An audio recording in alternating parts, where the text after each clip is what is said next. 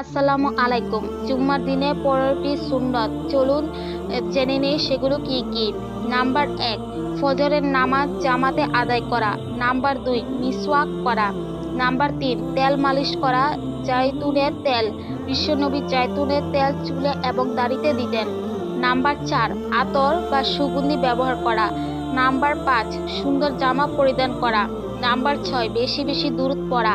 Number ৭, সূরাতুল কাহাফ তিলাওয়াত করা। নাম্বার ৮, মসজিদে আগে আগে যাওয়া। নাম্বার ৯, মানুষের গা ডিঙ্গিয়ে সামনে না যাওয়া। নাম্বার ১০, মসজিদে প্রবেশ করে ২ রাকাত নামাজ আদায় করা সুন্নাহ। নাম্বার ১১, চুপ থেকে খুতবা শোনা।